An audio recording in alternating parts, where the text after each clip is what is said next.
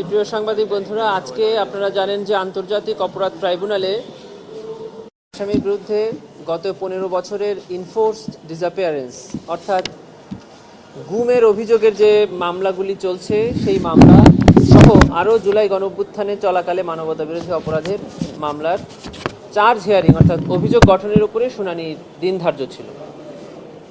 প্রসিকিউশনের পক্ষ থেকে আগেই অভিযোগ গঠনের উপরে শুনানি সমাপ্ত হয়েছে। আজকে একটি মামলায় চার্জ গঠনের জন্য তারিখ নির্ধারিত ছিল। ওই মামলাটি আগামী 18 ডিসেম্বর আদেশ প্রদান করবেন মর্মে ট্রাইব্যুনাল জানিয়েছে।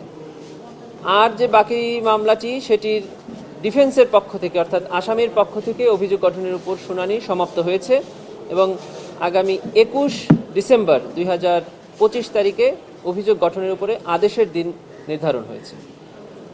জুলাই গণঅভ্যুত্থান চলাকালে রামপুরাতে একটি মানবতা বিরোধী অপরাধের অভিযোগে ট্রাইব্যুনালে অভিযোগ গঠনের উপরে শুনানি ছিল, সেটিও পিছিয়ে আগামী 21 ডিসেম্বর 2025 তারিখে পুনরায় শুনানির তারিখ নির্ধারণ হয়েছে। এই ছিল আজকে ট্রাইব্যুনালের।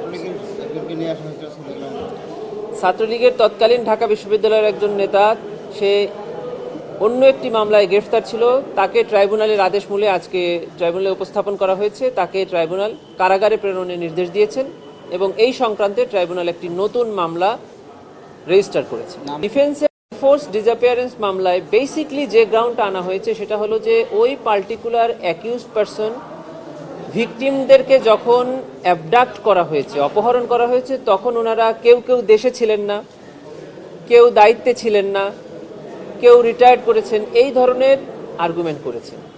আমরা প্রসিকিউশনের পক্ষ থেকে দেখিয়েছি যে এই আইনে আমরা 5টি অপরাধের অভিযোগ এনেছি। একটা হলো অ্যাবডাকশন মানে অপহরণ, আরেকটি হলো কনফাইনমেন্ট মানে আটক করে রাখা বেআইনিভাবে, 3 নম্বর হলো টর্চার নির্যাতন করা, আরেকটি হলো ইনফোর্স ডিসঅ্যাপিয়ারেন্স মানে গুম করে রাখা। এর যে কোনো একটি অপরাধের সাথে সংশ্লিষ্ট থাকলেই এই আইনের অধীনে তিনি অপরাধ করেছেন মর্মে গণ্য হবেন।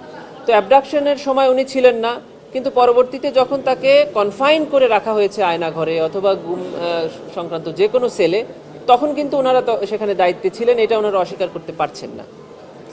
অতএব ওনারা শুধু অ্যাবডাকশনের উপরে আর্গুমেন্ট করছেন, কনফাইনমেন্ট এবং টর্চারের উপরে ওনারা আর্গুমেন্ট করছেন না। প্রসিকিউশনের পক্ষ থেকে সেটাই দেখানো হয়েছে যে এই 4টি অপরাধের যে কোনো একটি সংগঠনের সম্পৃক্ততা থাকলেই আন্তর্জাতিক অপরাধ ট্রাইব্যুনাল আইনেই তিনি একজন অপরাধী হিসাবে গণ্য হবেন।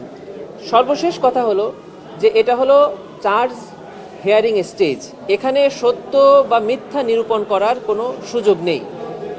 আসামি পক্ষ থেকে যা যা বলা হচ্ছে সব কিছুই হলো এই মামলার মেরিটকে টাচ করে, আর যখন মেরিটকে টাচ করে তখন এটা ট্রায়ালে ডিসাইড হবে যে আদৌ উনি দোষী কিনা নির্দোষ। ট্রায়ালে যদি ওনাদের কেস প্রমাণ করতে পারে অথবা প্রসিকিউশন তাদের কেস প্রমাণ করতে ব্যর্থ হয় তাহলে ওনারা খালাস পাবে, আর প্রসিকিউশন যদি তাদের কেস প্রমাণ করতে পারে তাহলে ওনাদের বিরুদ্ধে শাস্তি প্রদান করবে ট্রাইব্যুনাল। এটাই হলো আজকের আর্গুমেন্টের বিষয় ছিল যে এই স্টেজে এই ম্যাটারগুলো ডিসাইড করার সময় আসেনি, এগুলো চার্জ যদি ফ্রেম হয় তাহলে ট্রায়াল স্টেজে গিয়ে নির্ধারিত হবে।